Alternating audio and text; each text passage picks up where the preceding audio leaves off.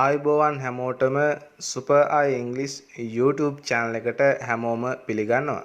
මේ වීඩියෝවෙන් අපි කතා කරන්න සූදානම් වෙන්නේ passive voice වලට අදාළව fast perfect tense එක කොහොමද ඉංග්‍රීසි භාෂාව තුළ නිවැරදිව භාවිත වෙන්නේ කියන එක පිළිබඳව.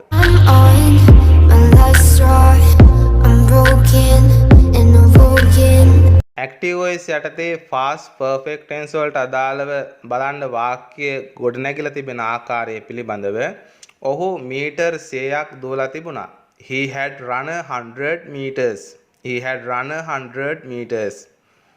එතකොට ඒ active voice වලට අදාළ වාක්‍යයේ fast perfect tense වලට අදාළව main verb එක පාවිච්චි වෙලා තියෙන්නේ had run කියලා. එතකොට අපි බලමු මේක passive voice වලට ගියපුවාම කොහොමද වෙනස් වෙන්නේ කියලා. ඔහු විසින් මීටර් 100ක් දුවලා තිබුණා. 100 meters had been run by him. එතකොට ඔහු විසින් කියන කොටස වාක්‍යයේ අවසානයට ගිහිල්ලා මීටර් 100ක් කියන කොටස වාක්‍යයේ මුලට ඇවිල්ලා තියෙනවා. ඒ තමයි සාමාන්‍ය active voice වාක්‍යයක් සාමාන්‍යයෙන් passive voice වලට යෙදීමේදී සිදුවෙන වෙනස්කම. ඊට අමතරව බලන්න active voice වාක්‍යයට වඩා passive voice වාක්‍යයේ main verb එක වෙනස් වෙලා තියෙනවා. had been run කියලා වෙනස් වෙලා තියෙනවා. මගේ තාත්තා අලුත් රැකියාවක් හොයාගෙන තිබුණා. My father had founded a new job. My father had founded a new job. එතකොට active voice යටතේ past perfect tense වලට අදාළව main verb එක භාවිත වෙලා තියෙන්නේ had founded කියලා.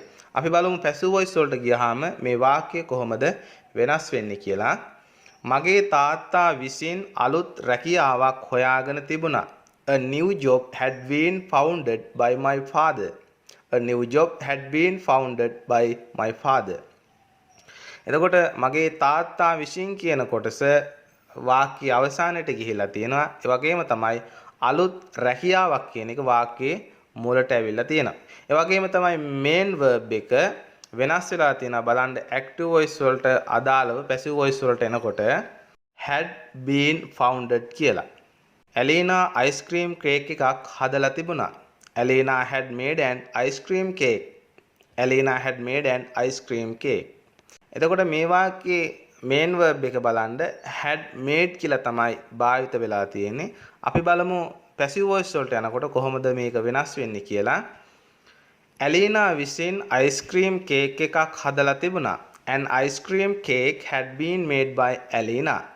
An ice cream cake had been made by Elena. එතකොට Elena විසින් කියන කොටස වාක්‍ය අවසානයට ගියා by Elena කියලා.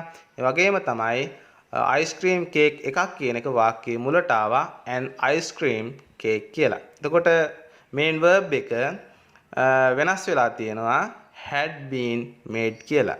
දැන් අපි passive voice වලට අදාළව fast perfect tense යටතේ යෙදෙන තවත් වාක්‍ය කිහිපයක් අරගෙන මේ fast perfect tense එක පිළිබඳව නිවැරදි අවබෝධයක් ලබා ගනිමු. අපේ ඉල්ලීම ප්‍රතික්ෂේප කරලා තිබුණා. Our demand had been rejected. Our demand had been rejected. උත්සවය සඳහා නව න්‍යාය පත්‍රයක් සකස් කරලා තිබුණා. A new agenda had been prepared for the ceremony.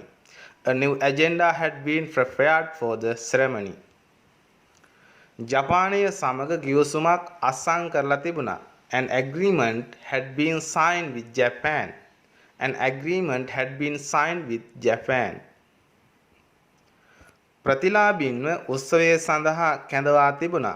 The beneficiaries had been called for the festival. The beneficiaries had been called for the festival. හොඳයි මම හිතනවා passive voice වලට අදාළව fast perfect continuous tense එක කොහොමද ඉංග්‍රීසි භාෂාව තුළ නිවැරදිව භාවිත වෙන්නේ කියන එක පිළිබඳව මනා අවබෝධයක් ඔබට මේ වීඩියෝ තුලින් ලැබෙන්නට ඇති කියලා. ඒ වගේම තමයි passive voice වලට අදාළව 7 වෙනි කොටස තමයි මේ වීඩියෝ එකේදී අපි කතා කරේ. තවත් එක් කොටසක් පමණයි passive voice වලට අදාළව අපිට කතා කරන්නට තිබෙන්නේ. ඉතින් ඒක ඉදිරි වීඩියෝ එකකදී අපි කතා කරන්න බලාපොරොත්තු වෙනවා.